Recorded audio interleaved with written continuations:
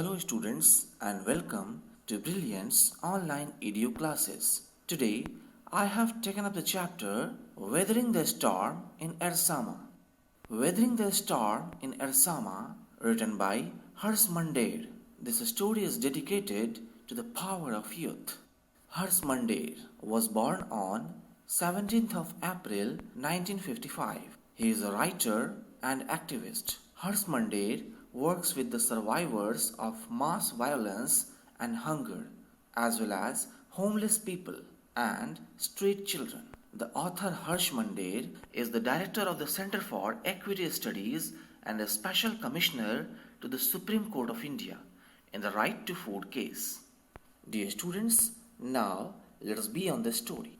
A cyclone hit Odisha in October 1999 and that killed thousands of people and devastated hundreds of nearby towns. Prashant, a young boy, was murdered for 2 nights on the roof of his friend's house on 27th of October 1999, 7 years after his mother's death.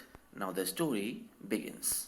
Prashant was in the block headquarters in the city of Ersama, 18 kilometers away from his hometown. He was there to spend the day with his friend. But as the time went off, dark and menacing clouds gathered over that town.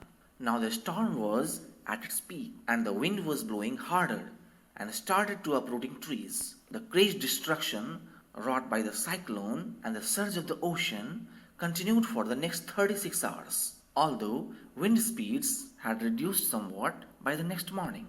For the next 2 days, Prashant sat huddled with his friend's family in the open on the rooftop. They froze in the cold and incessant rain. The rainwater washed away Prashant's tears. Now, for his family, he wanted to leave that friend's house. He equipped himself with a long, sturdy stick and then started on his 18-kilometer expedition back to his village through the swollen flood waters. At several points, he lost the road and had to swim. After some distance, he was relieved to find 2 friends of his uncle who were also returning to their village. They decided to move ahead together.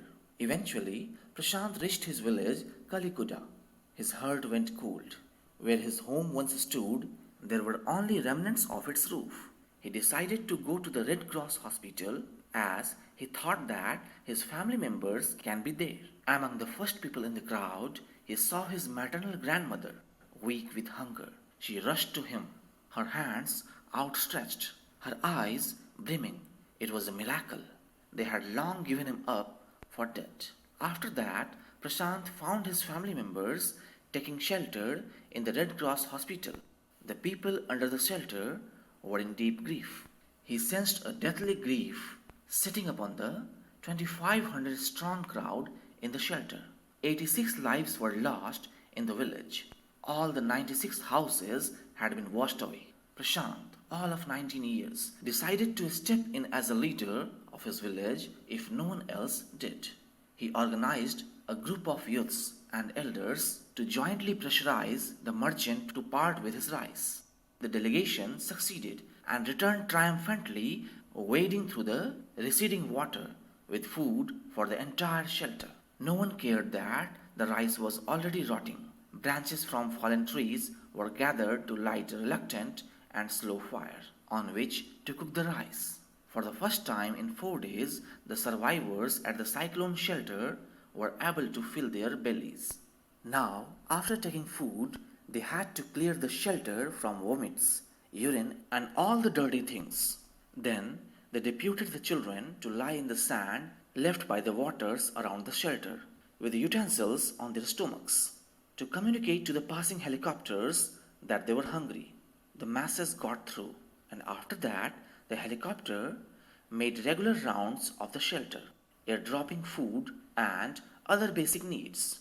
Prashant found that a large number of children had been orphaned. He brought them together and put up a polythene sheet shelter for them. The women were mobilized to look after them, while the men secured food and other materials for the shelter.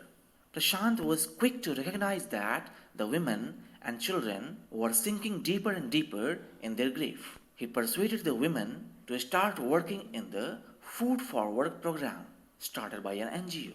And for the children, he organized sports events. Prashant himself loved to play cricket, and so he organized cricket matches for children. After that, the government was planning to set up some institutions for widows, but however, Prashant strongly resisted it, as it was felt that in such institutions, children would grow up without love, and widows would suffer from stigma and loneliness. The group of Prashant believed orphans should be resettled in their own community itself, possibly in new foster families made up of childless widows and children without adult care. Thank you, students.